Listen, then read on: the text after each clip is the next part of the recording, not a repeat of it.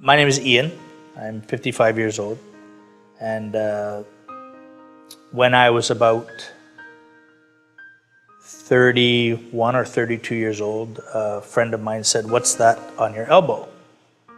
And as you do, you look, and there was this patch of white, crusty skin. And of course, who looks at their elbow? Nobody. So, you scratch or pick or whatever you want to call it. And I didn't really think any more of it.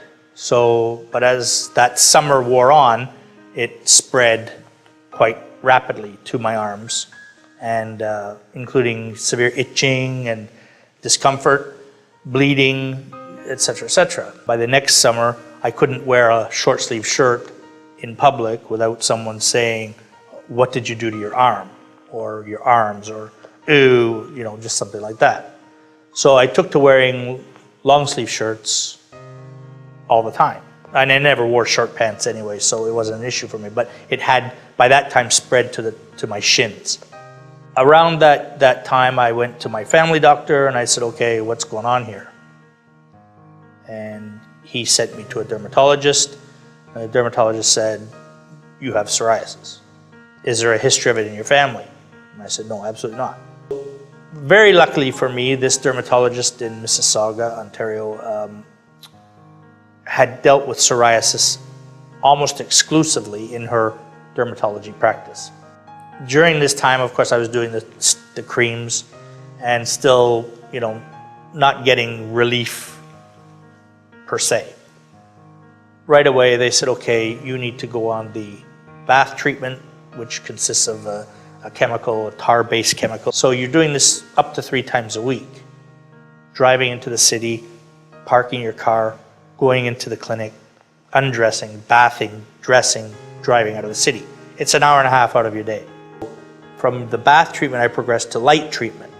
Around 2005, I suppose, the doctors suggested to me that there were biologics available.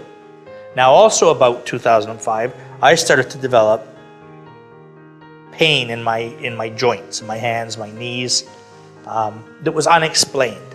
It wasn't that I banged my knee and I had a throbbing pain. It was a pain that walking up a stair or doing something, golfing, for instance, ooh, that hurts. I was now suffering from psoriatic arthritis, which is rheumatoid arthritis. One of the things that was offered was a certain biologic that was known to attack the arthritis situation.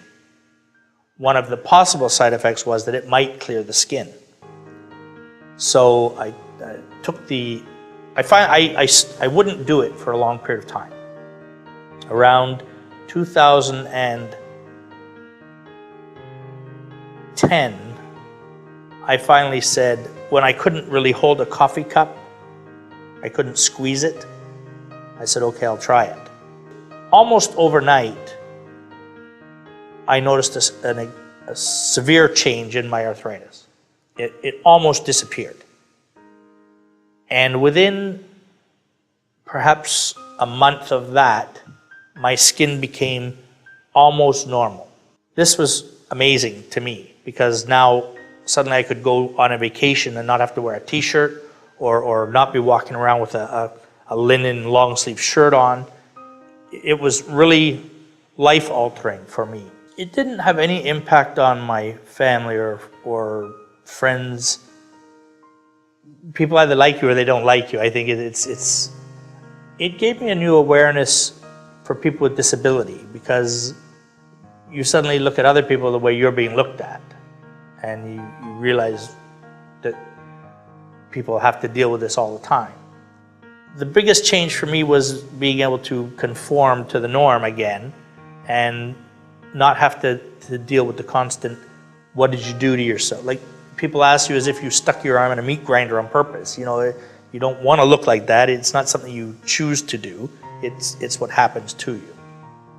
One of the things that at the PERC clinic, because I was a steady patient 3 times a week for 10 years, and I was the most resistant to it. One of the things I finally said to them was, if you have a patient who is resistant to this injection, arrange a meeting. I'll sit down with that person and I'll explain to them why they should do it. At least try it. And you know, people are afraid of needles. Perhaps it's my cultural background. I don't take an aspirin when I have a headache. You know, it's just the way we were brought up. You sort of just suffer through it, tough it out, you know. And when I finally agreed to it, the change was like that. And almost to the point where you say, wow, that was a miracle. And to have my strength back in my hands, just to be able to grip a golf club properly, just phenomenal. So my advice is, if you're resistant to the biologic, for whatever reason, try it.